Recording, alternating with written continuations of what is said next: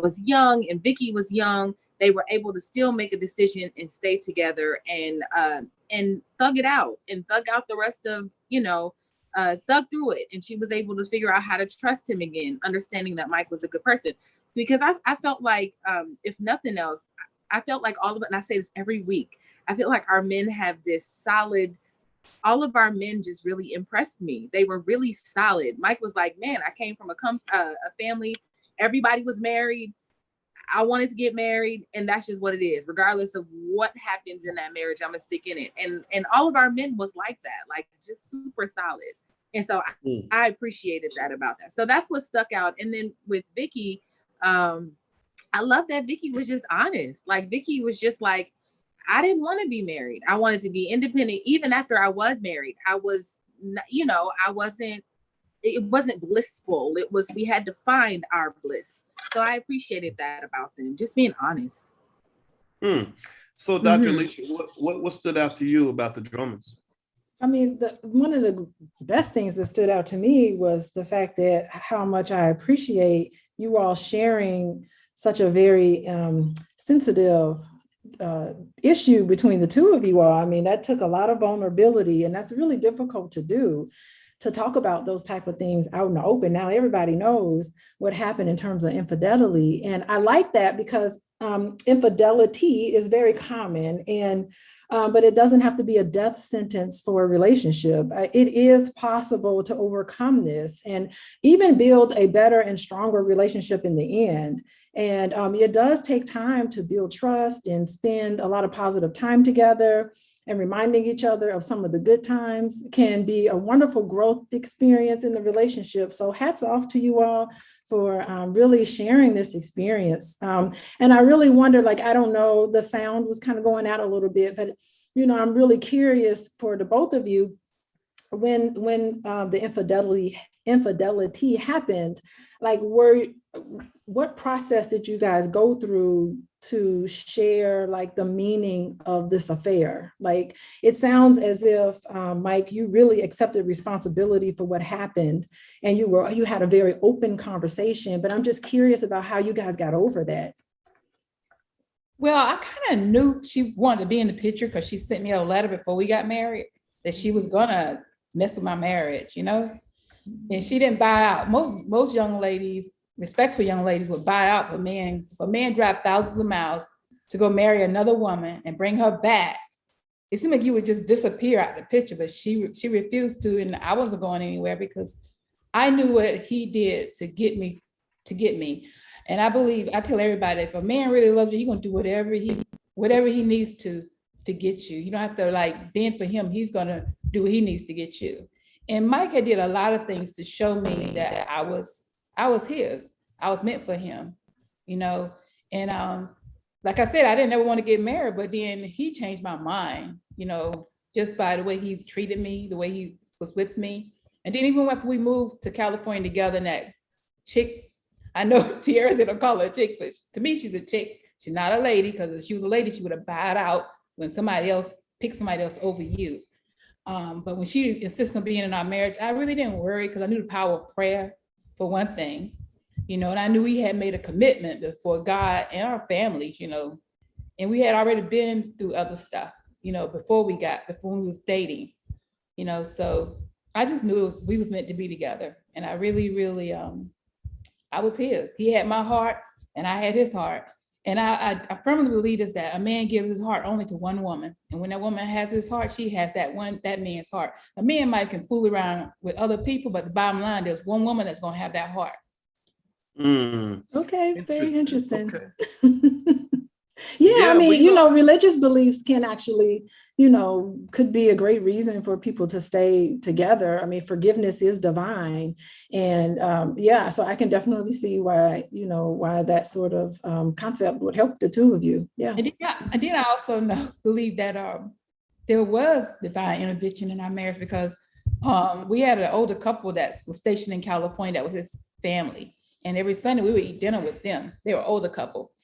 And he was in the Air Force. And then one day we was over there eating dinner, and he comes home. His cousin says, he's an older man. He says, Michael, did you know that she was married? So the lady was married. Her husband was stationed somewhere else. He was Air Force as well, but a military policeman. He was stationed somewhere else, and then he got back. And I guess she had did something with their finances, so they ended up in his cousin's office. Out of all the offices, they ended up in his cousin's office. And then he asked Mike, "Did you know she was married?" And Mike was like, "No." So, Hmm. you know. So Mr. Drummond, how does it feel to hear the ladies kind of talking about what is a very personal experience for you? I mean, does it feel a little awkward to kind of even have to really rehash any of that? Yeah, it does.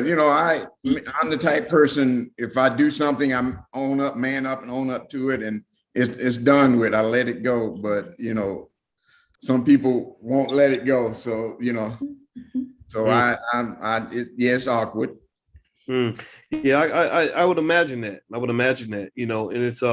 And it's tough, to figure these things out because I tell you, I know people. I know a lot of good people who've made mistakes, and I don't know how do you process that. I don't know. I had to think about this, and I had to say, even as a man, how would I react if my wife did something she shouldn't have done?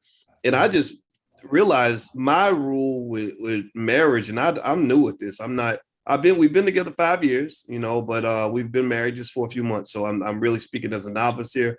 But I thought about it, and I told Alicia, I said, if you leave me, I'm going with you. That's the first rule. So you ain't going nowhere. And I said also, I'm not really, don't get me wrong. I would be very upset if my wife did something she shouldn't do. But I'm married. That's it. And I said, I waited a long time for a reason. I waited because I wasn't sure if I would want to do this or when. And I said, and the reason I waited was because when I make a commitment, I make a commitment. That's it. If I say I'm gonna do something, I'm gonna do it. And I know it creates it's a hard conversation. I think to definitely have in public because people have different opinions and stuff like that.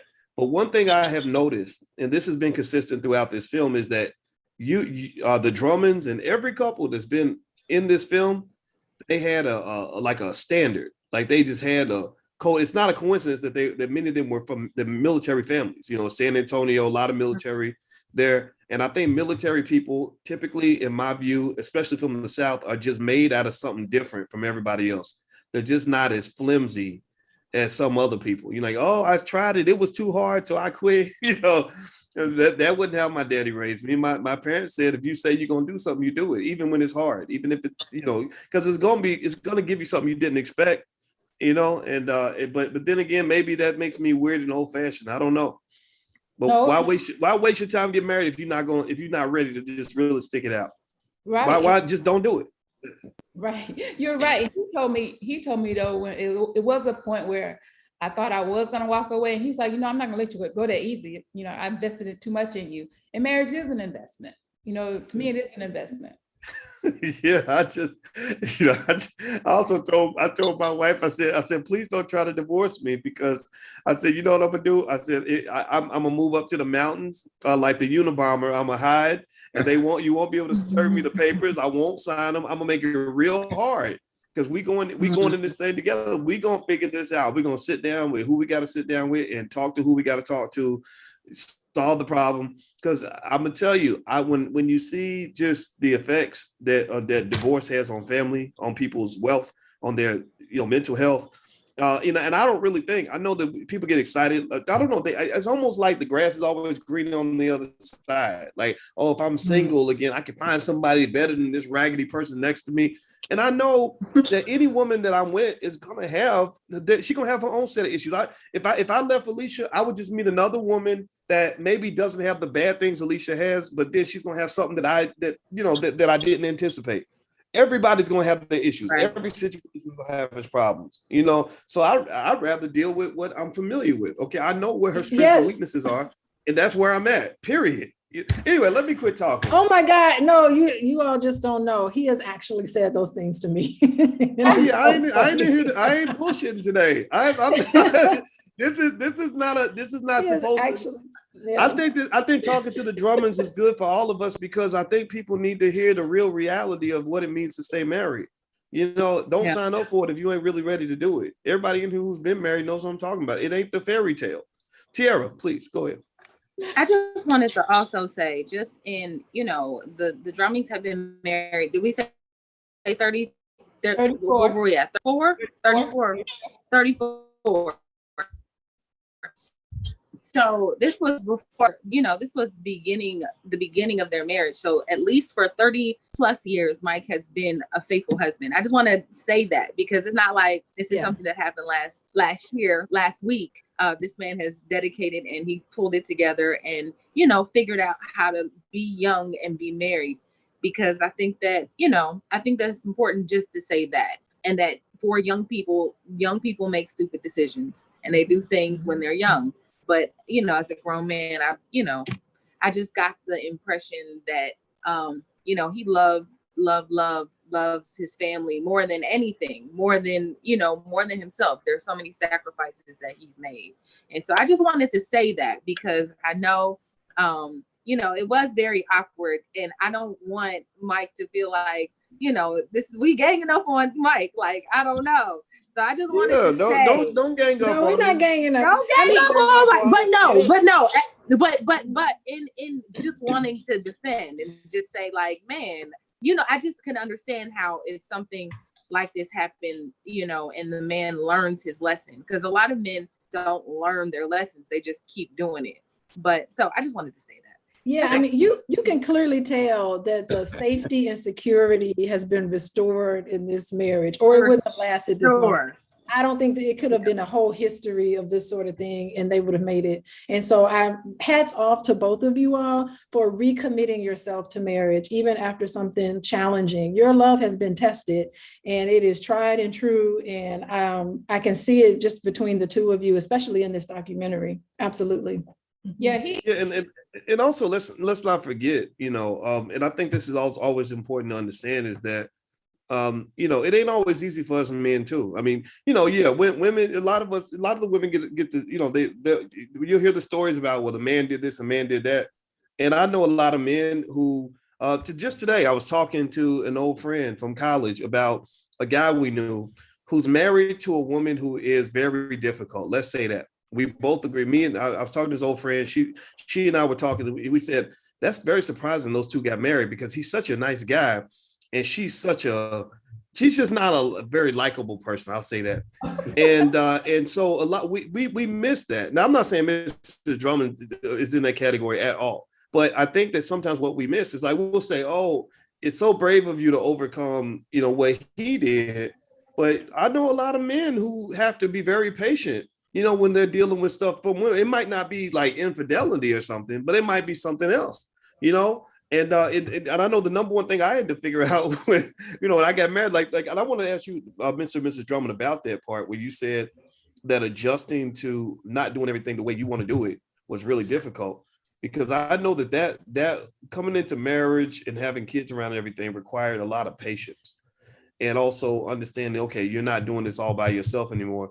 What was that like for you? I'll start with you, Mrs. Drummond. You mentioned that you didn't realize you were when you had, I specifically remember you saying when you were pregnant and he really stood by you, you realized, okay, I'm really not doing this by myself. Can you talk about that a little bit more? Yeah, when we first got married, I was so used to being independent and being able to just come and go like I want to. I used to leave work and then go straight home, and he would be sitting on pins and needles, and then finally it took him a good 2 weeks to finally say, hey, you just can't if you're not going to come straight home from work, you need to let me know. You just can't just not come home from work and you just out there and I don't know where you're at. And I had to realize, and then when I got pregnant, and when I saw that baby and him and the way he was, I knew I had to change. I had to really, really just change and think about them. And then another thing happened to me. I realized, you can be nice to people that you don't even know and talk to them real nice and, just be all giddy with them. And then you come home, you ain't got nothing for your family. And I realized, no, that's not right. They deserve the same thing I do with a stranger. When I come home, the way I communicate with them, be that happy person, the way I talk to them as if I was being nice to a stranger. They deserve that. They the ones that love me. They the ones going to be with me through thick and thin. So I really had to work on myself and look at myself and how I was treating him, and also just being I think I was being selfish, because I was thinking about my friends who had careers, and I was with him and my baby, and I was following him around, and every time I would start over. So I had to really just look at myself and work on myself and appreciate what I had. And like I said, he fixed that situation with that girl in no time, because he realized he could lose what he really wanted. He had to make a determination what he really wanted. And he made that determination, and I trusted him and believed him. So clear hierarchy. So Mike, I'd like to ask you, so that adjustment to getting used to, having a bigger situation, having a wife and kind of knowing that you're not the one that's always in control of what you decide to do next. How did you overcome that process and really just, sort of accept the idea of being part of a unit? Yeah, it was definitely hard. I think the hardest thing on me was the financial thing. I was so used to having my own money, doing what I want with my money, come and go with my money, and now I got a family I got to support, and being in the military, being young in the military, you're not making a lot of money. So it was just really stressful, getting used to, okay, now I can't just buy for myself. I got to make sure I take care of wife and daughter, so it was just stressful. Wow. Well, let me ask Tiara, just as we circle back around and close out the conversation, Tiara, and then I'll go to you, Alicia, as well. So what do you learn? Every week I kind of ask you a similar question about like what you're kind of figuring out as you're doing the process. I can't imagine making a film like this and not evolving as a person and kind of seeing things different. So what have you thought about in terms of how you, even in your own life, like are thinking about evaluating all the many men that chase you down and stuff like that? How do you kind of see things differently now? Maybe because you met with solid men like Mike Drummond and stuff like that. Does it affect how you evaluate the guys that come around? Absolutely. I think that all the men made me look at how important it is to just not look at the peel, but to look at the core. Look at what's most important. Look at the character of a man as opposed to what he looks like and what he's saying. So a lot of that is me kind of looking at all our men. There was like this streamline of like, I'm gonna do it regardless. I'm gonna stay there regardless. I love her regardless, despite any issue that we have. There's nothing that can make me leave her. There's nothing that can make me turn my back on her. And I just respect that. Like, I respect that. And I was like, wow, there are men like this. I mean, like I work in television, right? So you're around people that want to be famous or people that are famous, and it all feels like it's fake. But then you get into the homes of real people, and you see that real people, everybody doesn't have washboard abs. Everybody, like, that's not what to strive to be with. Everybody doesn't have tons of money. Everybody doesn't have that, but you can build with another person and really have a beautiful life. But it's not going to be right away. Like, it's not always going to be right away. Like, everything is not going to be instant. It's something that you really have to build. And so that's what the 30 plus years has made of all of our couples, has made me think like, wow, you can build something really beautiful with another person with time and maturity and you guys growing together. So it's been really, really, really, really important for me. Like one of the most important projects that I've ever done, ever. Wow, I love it.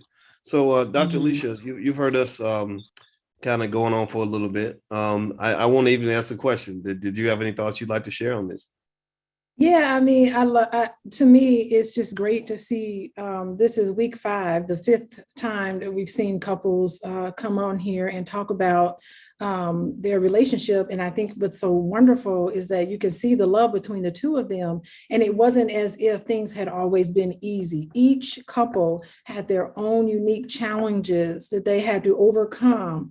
And it's like once they got that out of the way, they were able to really relax and feel very comfortable with each other. other and they got into a groove together. And I think one thing I really love about Mike and Vicky is the total honesty in all of the adjustments that they need to make. And I love the fact that Mike was able to talk about how he felt about he wanted his wife to come home. I mean, he loved her, and that was a true demonstration of that. So, I mean, this week, I think week 5 or episode 5 has been really such a treat to be able to have the both of you share that adjustment. It didn't define your entire marriage. Your marriage is defined by the other 30 some odd years of all this greatness with 3 children, and one went off to college just last week. I mean, it is just wonderful. And marriage doesn't have to be prison. I guess it's funny. I'm looking at Mike. Me and Mike, we look like we're in prison. We have our prison stripes. We have our prison stripes on, but it doesn't have to be like that. And I think that this episode really is telling us that you have to make your relationship a priority. And without that strong commitment from both of you all, the outlook never would have looked good. And so hats off to the 2 of you. Kudos to the 2 of you. And you two, man, when you two first met, y'all were like fire and desire. I mean, who invites their future wife to a family function right when they meet at a club? Like it's in the stars. Like that was divine. Your marriage is divine. It was supposed to be. And I think it's just beautiful this week. Thank you for sharing your story. I love it. I love it. I love it. So let me, Mr. and Mrs. Drummond, it seemed like you had mentioned last time we talked that one of your children has a business. And I would like to, if you have the information, and if you don't have it, that's okay. You can send it to one of the producers and I will share it personally. Did you have anything you wanted to us to share with the audience, anything that we could support? Because you've given us a lot. We'd like to do something for you. Well, my daughter has, she does Treasured Heart tumblers. That's on Facebook. You pull up Treasure Heart tumblers on Facebook, you can see all these beautiful tumblers that she's designed. Each one is different and unique, and she gets orders by word of mouth, but they're so beautiful, and she's so articulate and meticulous with her artwork when she does it. But it's called Treasure Heart Tumblers, and it's on Facebook. Treasure Heart Tumblers. Treasure Victoria just put it in the chat. So she's in the chat, so she just put the link in there. Okay, good. Yeah. So everybody, and I want us to be intentional, on this platform. We know one of our core values is we support each other. We support Black businesses. Everybody can give me a verbal yes that you're going to at least click on the link and just go take a look at the product and make a comment, hit a smiley face or something. Maybe you'll buy something, but you don't have to buy. We don't need you to pay money, at least pay attention. But if you do see something you like, we got to buy Black. We must make that intentional. That must become our habit. So that's why I'm asking you all to give me a verbal yes to let us know that that's what you'll do. You'll go and we will make the Drummond family rich and famous buying these tumblers. So, hey, babe, remind me to get a couple for us and the kids because we want to support each other. Mm-hmm. So I'd like to say thank you to Mr. and Mrs. Drummond. You have given us a lot. You have changed lives today. And Mr. Drummond, I know that talking about that awkward situation was very difficult, but it was not in vain, sir. It was definitely something that's going to help a lot of people. Mrs. Drummond, I applaud you for your courage and your commitment and everything you've done. You two have been excellent master teachers for everybody, and God bless you for that. And also, I hope everybody would join me in thanking Tiara KJ Williams. You can follow her at Miss Black Hollywood, MS Black Hollywood on Instagram. So everybody go follow Tiara, make comments on her Instagram. Again, we got to create our own celebrities, and she's a little Black Spielberg, so we got to support her. And a little Steven Spielberg, that's what you are. I'm gonna call you little Spielberg. And also my wife, her website is coachingwithdralicia.com. She sees clients a lot, quite a few, and helps them with their relationships. She's a full professor of social work. Very few professors, period, ever become full professors. And I'm not talking about Black, I'm talking about white, Black, anything. Less than 1% of all professors, I think, become full professors or something. It's some ridiculously low statistic. And very few Black women become full professors. So she is one of the best in the world at what she does. And I acknowledge and honor that. And me, I'm just the guy who holds the microphone. So thank you all for hanging out with us. And we really appreciate you joining us in this journey of building Black-owned cinema and Black-owned movies. And we doing it, we getting it done. And we can't do it without you. I want to remind everybody, very quick housekeeping, 30 seconds of this. One, if you have an interest in real estate and the ownership of rental property, Alicia and I bought some rental property, and it's been very beneficial to our family. We're having a special event in the Black Business School for free. You see the panther, that's my grandma Felicia back behind my head. That panther it's named Felicia, and that's my beloved grandmother who's watching me from heaven every time I talk to y'all. So when y'all see the panther, just know that's my grandma back there. And so the Black Business School, represented by that panther, we are doing an event tomorrow night called the Emancipation Equation. Julian Gordon, who is currently with a group of Black investors, they're buying millions of dollars in property in Baton Rouge right now. They're getting it done. So if you'd like to join us for a special event tomorrow, it's free. It's theemancipationequation.com. THE, that's theemancipationequation.com. 2, I will email everybody a link where you can watch this segment of the film again, because I know we have the audio issues. I apologize for that, but we will email you the link so you can watch it on your own time. So the email will be coming in the next 24 hours. 3, Black Movie Night. We meet one more week. There'll be week 6 of the masterclass. So that'll be next Thursday, 8 o'clock, right, Tiara? Yep. And so we hope to see you all next week. So God bless everybody.